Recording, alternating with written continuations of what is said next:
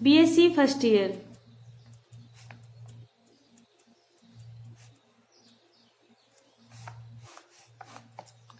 Paper number second,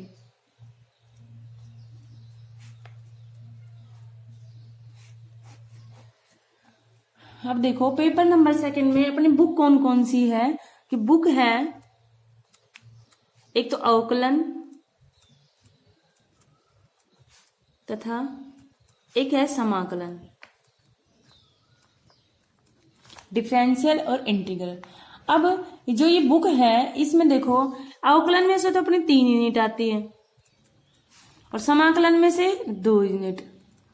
तो अपन सबसे पहले करते हैं सेकंड यूनिट। देखो सेकंड यूनिट में अपन पहले पढ़ चुके हैं सेकंड यूनिट में भी कि जो चैप्टर है 3 आते हैं भाई, एक तो तीसरा चैप्टर और एक चौथा और एक चैप्टर नंबर 5। यानी कि पहला चैप्टर, तीसरा चैप्टर है चाप का अवकलज एवं पदिक समीकरण, चौथा चैप्टर है वक्रता और 5वां कौन सा है, आंशिक अवकलन।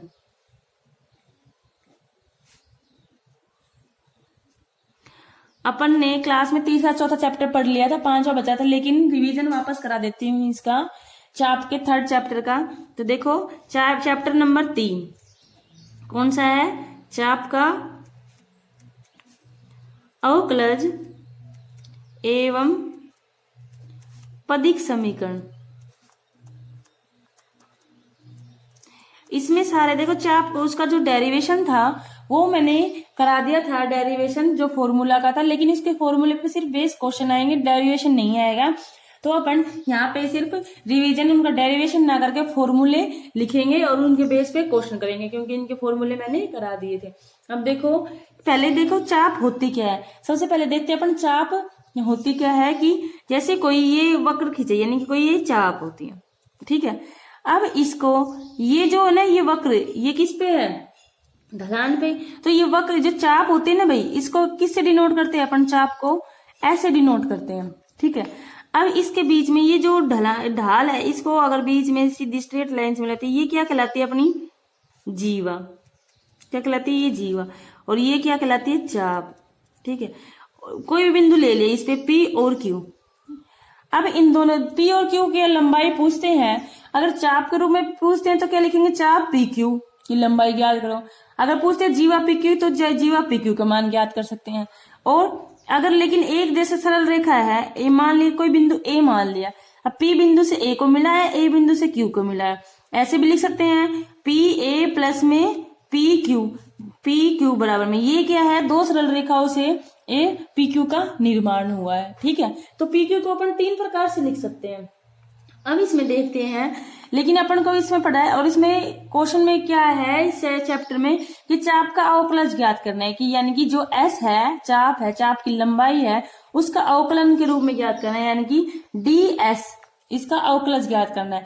अब DS अवकलज है वो किसी के सापेक्ष होता है, अपने x कौन सा होता है, x और y। अगर 3D नहीं पढ़े 2D पढ़े तो किसके सापेक्ष, एक तो dx, इसमें रोल क्या होता है, ds और dx निकालने का, और dy और dx अपॉन dy, x के सापेक्ष और y के सापेक्ष, ठीक है। और ये तो हो गया कार्तीय रूप में, और ये होता है, एक आता है उसमें कार्तीय रूप में तो x और y के सापेक्ष होता है, और ध्रुवीय निर्देशांक के रूप में dr और ds कोण और त्रिज्या के रूप में होता है, थीटा के रूप में, 2 अवकलन। ये 4 फॉर्मूलों का ही इस चैप्टर में जिक्र है। ये 4 फॉर्मूले आ गए अपने और सारे क्वेश्चन हो जाएंगे। तो देखो ये तो हो गया इसमें। तो चाप की जीवा की अनुपात ये, और याद रखना ये टॉपिक में चाप और जीवा का अनुपात क्या होता है, चाप और जीवा का अनुपात कितना हो जाएगा, चाप और जीवा का अनुपात हमेशा याद रखना है, इसका डेरिवेशन करा दिया था, वो चाप और जीवा का अनुपात क्या होता है, हमेशा 1 होता है, ठीक है। यानी कि लिमिट, यानी बिंदु Q से P तक जाते हैं, Q tends to P, Q से P की ओर अग्रसर होता है तो क्या कहलाता है, इसमें चाप और जीवा का अनुपात हमेशा 1 होता है।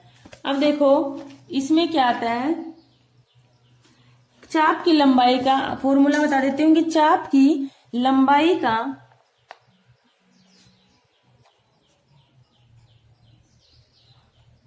अवकलज किसमें, कार्तीय निर्देशांक में।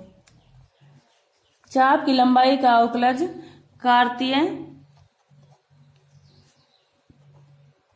निर्देशांक के रूप में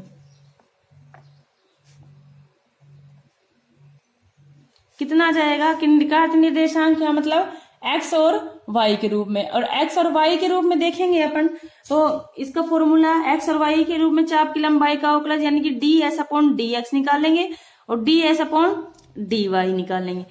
अपन जानते हैं, इसका डेरिवेशन करा देते तो डायरेक्ट फॉर्मूले देखो जो अपन यूज किस में करेंगे, रिवीजन करवा रहे हैं, इसका फॉर्मूले क्वेश्चन में देखेंगे। तो क्या आता है इसका, अंडर रूट पढ़ा था अपन ने, अंडर रूट 1 प्लस में जो dy/dx ढाल का स्क्वायर, ये होता है ds/dx और dx/dy का क्या हो जाएगा, यहाँ पे क्या आ जाएगा, अंडर रूट 1 प्लस बस उल्टा हो जाएगा कि dx/dy। ठीक है, ये होता है कार्तीय रूप में। अब आ जाती है ध्रुवीय सूत्र यानी कि ध्रुवीय निर्देशांक रूप में। तो ध्रुवीय निर्देशांक में क्या फॉर्मूला होता है चाप की लंबाई के अवकलज का,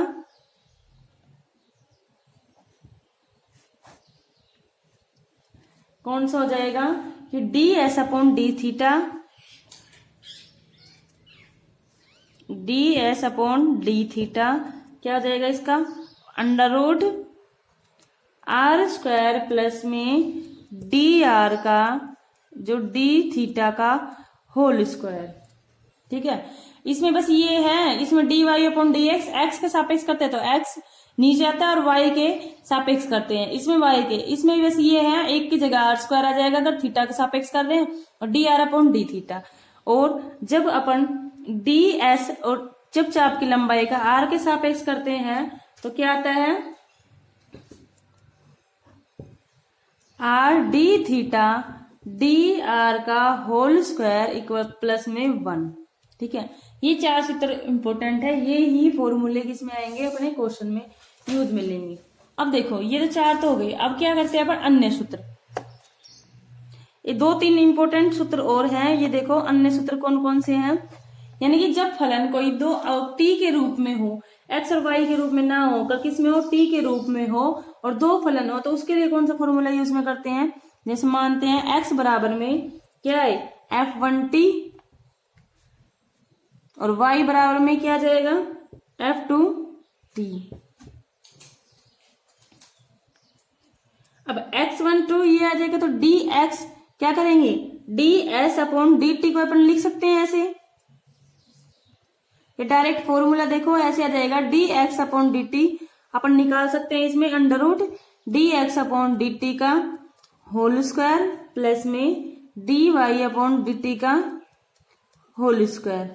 अब dx/dt डी यानी कि यहां से t के सापेक्ष अवकलन कर लेंगे dy का अपन और इसको अंडर रूट में ऐसे रख देंगे तो ये आ जाएगा 2। जब दो फलन हो t के रूप में हो तो अपन इसका ऐसे यूज में लेंगे। अब आता है एक आती है, हम जानते हैं अन्य सूत्र में देखते हैं, हम जानते हैं ढाल क्या होती है dy/dx, dy/dx किसके रूप में होती है हमेशा tan phi यानी कि tan psi, ये पढ़ लिया था अपन ने। और एक फॉर्मूला आता है कि dy चाप की लंबाई का जब x के सापेक्ष हो वो फॉर्मूला होता है, लेकिन जब चाप की लंबाई y के सापेक्ष जब चाप की लंबाई का अवकलज करते हैं तो क्या आता है हमेशा dy/dx क्या जाएगा sin phi, और जब x के सापेक्ष करते हैं तो क्या आता है cos phi। ठीक है,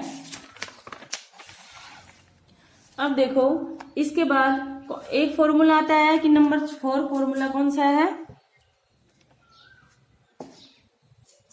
कि tan phi, वो तो साई था, वो तो स्पर्श रेखा के बीच कौन था, tan phi क्या हो जाएगा r ध्रुवीय निर्देशांक में r del theta upon D R, D theta upon में डी आर। ठीक है, ध्रुवीय निर्देशांक में अब कोस फाई का मान क्या आ जाएगा इसमें,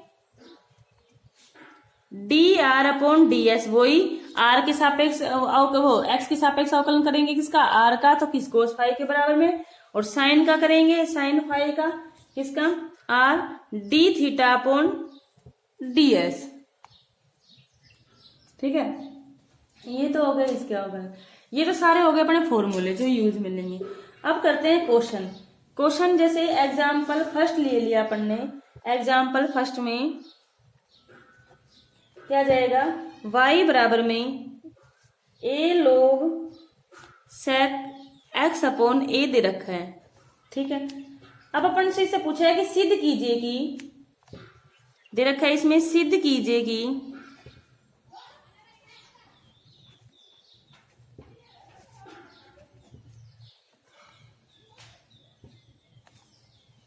D S upon D X का मान क्या आना चाहिए, सेक एक्स अपॉन ए, और d square x upon D x s square का मान क्या आना चाहिए, 1 upon minus 2a sine 2x upon a. ये सिद्ध करना है, और ये दे रखा है। अब देखो y दे रखा है अपन को, अपन से क्या पूछा, D S upon D x, और हम जानते हैं सॉल्यूशन में देखो कि हम जानते हैं कि D S upon D X का फॉर्मूला जानते हैं कि चाप का लंबाई का एक्स के सापेक्ष अवकलन का फॉर्मूला क्या होता है, 1 प्लस में D Y upon D X का होल स्क्वायर। अब देखो 1 तो है, लेकिन अपन को D Y upon D X निकालना है, वो कैसे निकालेंगे, इसका एक्स के सापेक्ष अवकलन करके। तो क्या आ जाएगा, d Y upon D x, a अचर है, लोग सेक एक्स का क्या हो जाएगा, 1 upon sec x upon a, और सेक एक्स अपॉन ए का क्या हो जाएगा, 1 अपॉन ए। तो ए से ए कैंसिल, ये कितना जाएगा, सेक एक्स अपॉन ए। ठीक है, सॉरी इसका भी तो करेंगे सेक एक्स का, तो सेक एक्स का करेंगे तो क्या जाएगा, sec X A upon sorry 10x upon A. अब सेक एक्स से सेक एक्स बच क्या गया, D Y upon D X का मान किसके बराबर बच गया, 10x अपॉन ए के। अब 10x अपॉन ए है, तो अब इसमें रखेंगे किसका मान क्या आ जाएगा, इस वाले फॉर्मूले में रखेंगे D S upon D X equals to 1 plus में 10 स्क्वायर एक्स अपॉन ए। कितना जाएगा, D S upon D X, 1 plus 10 square sec square X, तो वो रन रूट हट जाएगा, तो सेक एक्स अपॉन ए ये आ जाएगा। ये तो आ गया D S upon D x. ठीक है, अब इसको उल्टा करेंगे, क्योंकि अपन को क्या निकालना है, डी स्क्वायर एक्स और अपन एक्स निकालना था ना, तो D S upon D X का मान कितना आ जाएगा, कोस एक्स अपॉन ए, क्योंकि 1 अपॉन सेक एक्स क्या होता है, कोस एक्स अपॉन ए। तो ये आ गया। अब इसका दोबारा अवकलन कर दो एक्स के डी एक्स के सापेक्ष, तो क्या जाएगा, कोस एक्स अपॉन ए का क्या फॉर्मूला होता है, माइनस का साइन एक्स अपॉन ए। ये तो होता है माइनस का सेक अपॉन ए, लेकिन अब देखो ये एक्स में था और ये एक्स के सापेक्ष कर रहे हैं, तो क्या आ जाएगा, D x upon d S भी तो आएगा। ठीक है, और एक्स अपॉन ए का 1 अपॉन ए, और इसका मान रख देंगे 1 upon A sign x upon a, और D S upon D X का मान था जो भी निकाला था, क्या निकाला था, कोस एक्स अपॉन ए। क्या हो जाएगा, ये आंसर आ जाएगा।